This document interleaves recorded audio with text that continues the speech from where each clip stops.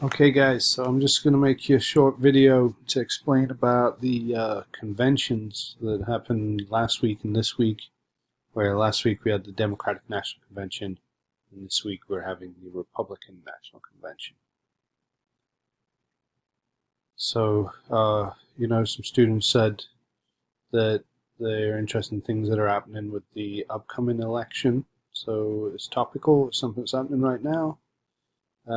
And we usually talk about the conventions later in the year, but I figured because they're happening right now, I will go over what they are and what their purpose is.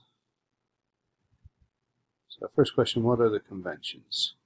The national party conventions are quadrennial. That's every 4 year meetings of the party members for the major parties in American politics.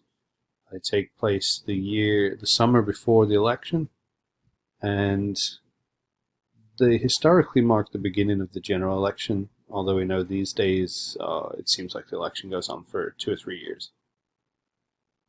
Anyway, why do they do this? There's really four major purposes for the conventions. The first one is for the different members of the different state parties to come together and create a national platform that is what will be sent out and says basically our party stands for this. So the Republican Party put out a platform and they say, here's the priorities for Republicans and what we hope to do if we win election. The Democrats do the same, and people can look at the platform and see what the goals are for the different parties. The second one is to nominate a president. Now, these days, for the past probably 50 years or so, the primary election process means that everyone knows who the president will be, the candidate will be entering the convention.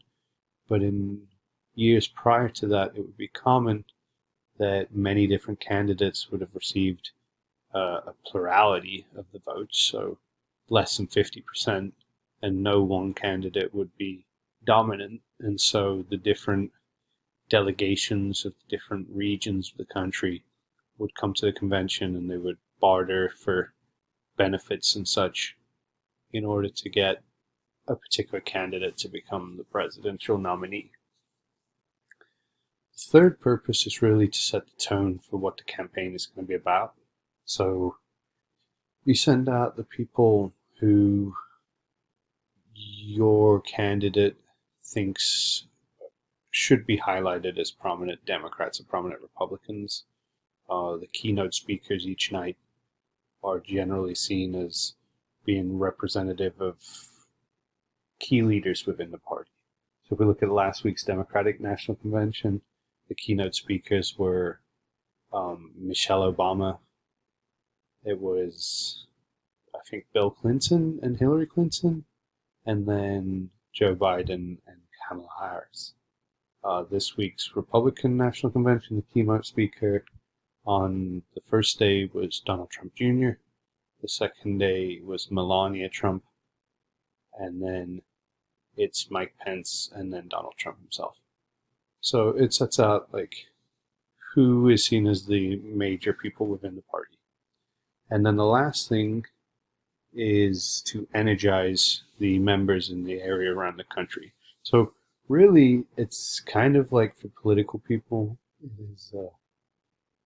it's a festival, it's a party atmosphere. People go, they're around people who are equally interested in politics, share similar political viewpoints, and they really just party for like 4 days straight.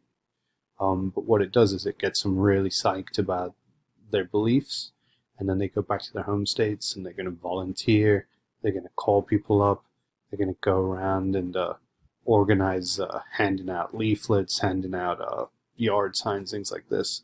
And so if you have a good convention, it really gins up all your people around the country, gets a lot of enthusiasm for the candidate, and they make a major push in the next 2 months or so up until the election.